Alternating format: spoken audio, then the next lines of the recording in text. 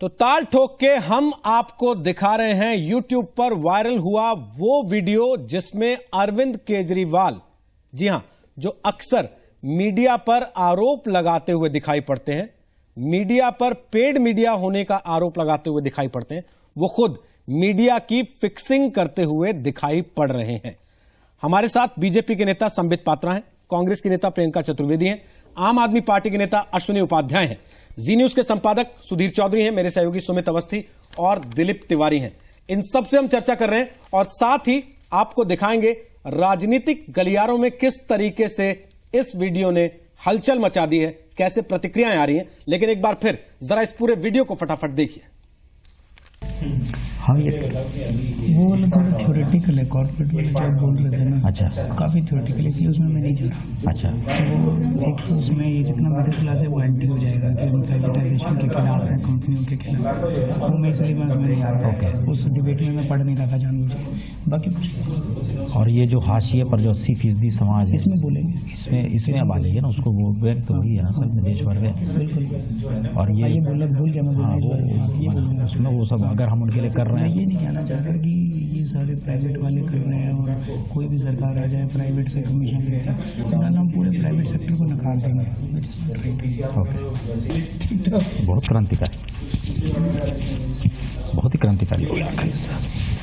उसी पर ज्यादा चला दीजिएगा। नहीं, वो चलेगा। अरे वही हम तो मैंने भगत सिंह वाला हिस्सा जो है सरिया साला बड़ा रिएक्शन आएगा, बहुत रिएक्शन आएगा भगत सिंह वाले का, बहुत क्रांतिकारी होगा। एंकर कहते हैं अरविंद केजरीवाल, फिर जवाब में कहते हैं उसको ज्यादा चला दीजिएगा, और फिर एंकर कहते हैं जरूर चलाएंगे, इस पर बहुत ज्यादा रिएक्शन आएगा, देखिएगा। और इसी की वजह से यह वीडियो सवालों के घेरे में है। क्या अरविंद केजरीवाल भी मीडिया फिक्सिंग करते हैं, जिसका वो आरोप लगाते हैं दूसरों पर? अरुण जेटली बीजेपी के नेता हैं, उन्होंने ब्लॉग लिखा है। अरुण जेटली ने ब्लॉग में गंभीर सवाल उठाए हैं। उन्होंने लिखा है कि एएपी का मीडिया हनीमून खत्म हो गया है, केजरीवाल और एंकर मिलकर इंटरव्यू का संपादन कर रहे हैं और हमें ऐसा सौभाग्य कभी नहीं मिला। यह बात अरुण जेटली लिख रहे हैं। हमारे साथ किरण बेदी इस वक्त फोन लाइन पर मौजूद हैं, जो कि कभी अन्ना के मंच पर दिखाई देती थी, लेकिन आजकल लगातार आम आदमी पार्टी के निशाने पर रहती हैं। किरण जी, वीडियो आपने भी देखा, आपने ट्वीट भी किया सुबह, क्या कहेंगी इस पर? मेरा ख्याल है ये कॉन्फ्लिक्ट ऑफ इंटरेस्ट है दोनों एंगल से। एक तो वोटर्स के साथ धोखा है, जो शायद लगते हैं अरविंद केजरीवाल जी कर रहे हैं, क्योंकि वोटर्स को कहना कुछ चाहते हैं, करना कुछ चाह रहे हैं। तो केजरीवाल साहब वोटर्स के साथ धोखा कर रहे हैं, और प्रसून जी अपने मीडिया के एथिक्स के साथ धोखा कर रहे हैं। तो मीडिया के चैनल के ओनर्स को फैसला करना पड़ेगा कि ऐसी जर्नलिज्म क्या वो करना चाहते हैं। आपकी ब्रॉडकास्टर्स एसोसिएशन भी है, वो भी फैसला करना पड़ेगा कि उनके ऊपर क्या कोई अनएथिकल जर्नलिज्म का सवाल उठता है। प्रेस काउंसिल को भी देखना पड़ेगा कि क्या इस तरीके से मिली भगत ऐसे हो सकती है। और चौथा, हम व्यूअर्स को भी फैसला करना पड़ेगा कि आगे से इंटरव्यूज को हमको सीरियसली लेना चाहिए कि शख्स की नखर देखना चाहिए कि पता नहीं कैसी फिक्सिंग हुई है।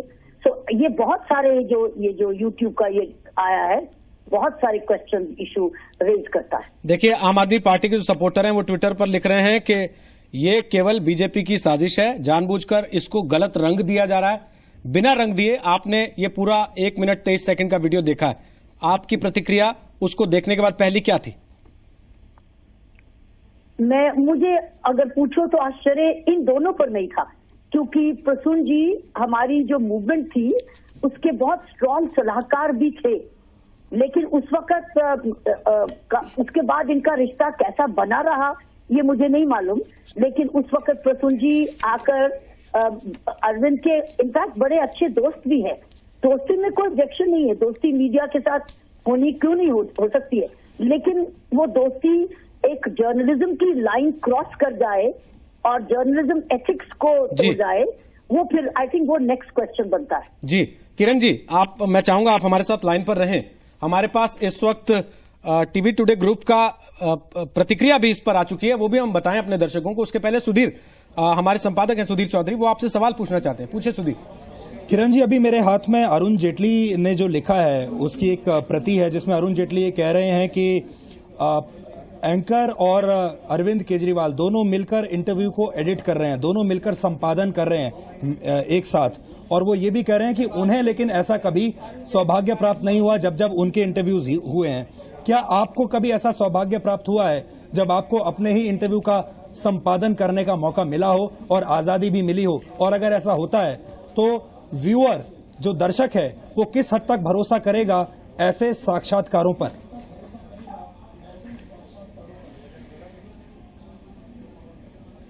हेलो जी किरण जी, मेरे से क्वेश्चन जी आपसे पूछ रहे हैं सुधीर। क्या क्वेश्चन कि कभी हमने कभी एडिट किया हो तो? जी, आपको ऐसा सौभाग्य मिला जैसा अरुण जेटली कह रहे हैं कि केजरीवाल को मिल रहा है सौभाग्य मीडिया में, लेकिन हमें नहीं मिल रहा। हमें कोई नहीं कहता कि आप अपना इंटरव्यू अपने हिसाब से तय कीजिए, कैसे चलेगा? अजीब सी बात है ये, अब बड़ा अजीब सा प्रश्न है। आई थिंक प्रश्न ये नहीं होना चाहिए कि मुझे ये सौभाग्य मिला कि नहीं। प्रश्न ये उठता है कि क्या ये जर्नलिस्टिक एथिक्स है? क्योंकि इसमें दो चीजें हैं। किरण जी, मेरा प्रश्न यही था कि अगर नेता खुद संपादन करेगा अपने इंटरव्यू का, तो दर्शक उस पर कितना भरोसा करेंगे? और जब दर्शकों को अगर ये पता चला, क्योंकि आज पता चल रहा है कि एंकर और नेता दोनों मिलकर संपादन कर रहे हैं, एडिटिंग कर रहे हैं इंटरव्यू की, दोनों मिलकर तय कर रहे हैं कि क्या हेडलाइन होनी चाहिए, कौन सा मुद्दा उछालना चाहिए, किस पर ज्यादा नेता को ज्यादा से ज्यादा फायदा किस चीज में मिल सकता है, ये एंकर उनको सुझाव दे रहा है।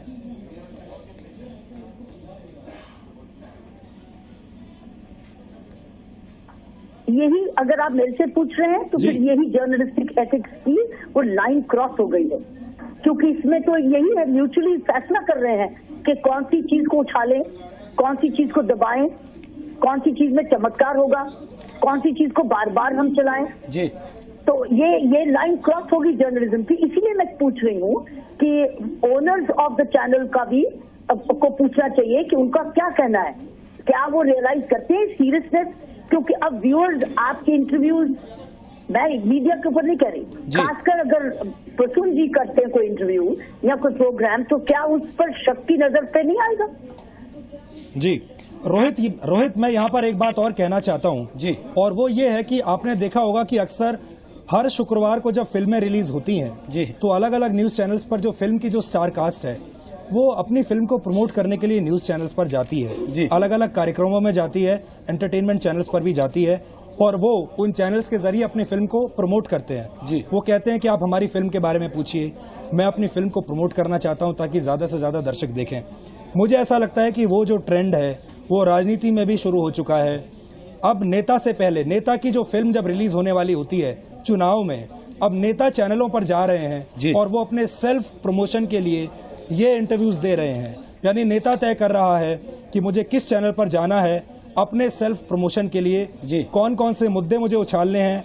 और अनफॉर्चुनेटली दुर्भाग्य यह है कि एंकर भी उसके लिए तैयार है कि आप हमारा इस्तेमाल कीजिए और हम आपको ये आश्वासन देते हैं कि आपको भरपूर माइलेज मिलेगी और आपको भरपूर फायदा मिलेगा। ये दर्शकों के साथ अन्याय है। बिल्कुल, जो बात अभी किरण बेदी ने कही है कॉन्फ्लिक्ट ऑफ इंटरेस्ट की, उसको लेकर हम एक बार अश्विनी उपाध्याय से जरूर पूछना चाहेंगे। आम आदमी पार्टी के नेता हैं अश्विनी, लेकिन अश्विनी उसके पहले मैं एक चीज बस अपने दर्शकों को पढ़कर सुना दूं। इंडिया टुडे ग्रुप ने जो सफाई दी है इस मामले पर, यह पहली बार है इस मामले में इंडिया टुडे ग्रुप की तरफ से जो सफाई आई है।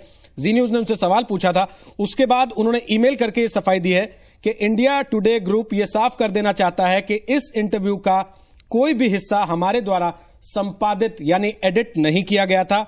यह पूरा इंटरव्यू लाइव टेलीकास्ट हुआ था और जब इसका दोबारा टेलीकास्ट किया गया उस वक्त भी इसके कंटेंट के साथ कोई छेड़छाड़ या कोई बदलाव नहीं किया गया था। इंडिया टुडे ग्रुप किसी का पक्ष लेने में या फेवरेट्स चुनने में यकीन नहीं रखता। इंडिया टुडे ग्रुप पिछले 38 साल से इसी फिलॉसफी को फॉलो करता आया है, इसका पालन करता आया है। यह बात इंडिया टुडे ग्रुप ने ईमेल करके जी न्यूज को कही है, सफाई दी है।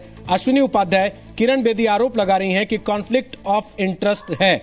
जो बात आप कह रहे थे कि टिकट ऑफर किए गए थे, कॉन्फ्लिक्ट ऑफ इंटरेस्ट है, वो भी कह रही हैं। आपको लगता है?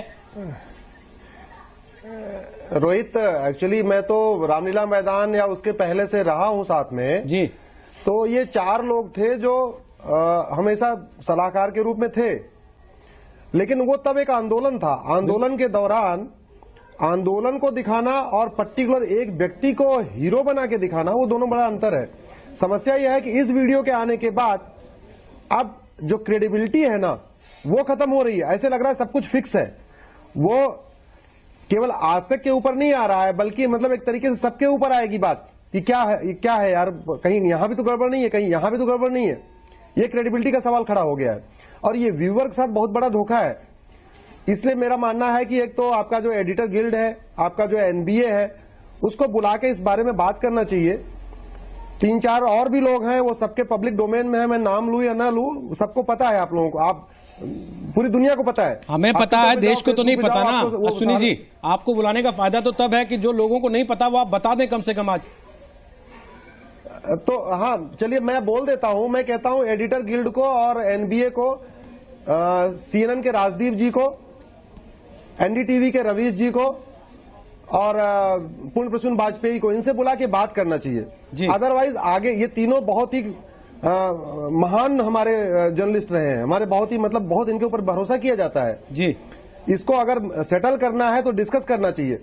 अदरवाइज, और मेरा आम आदमी पार्टी में कल मैं गया था अरविंद के घर पे, तो मैंने यही कहा था, मुझे पता था ये आशीष खेतान का टिकट तो आज डिक्लेयर हुआ, मुझे तो 20 दिन पहले से पता था टिकट आने वाला है। क्या आपको लगता है उनको इनाम मिला है मोदी के खिलाफ स्टोरीज करने का?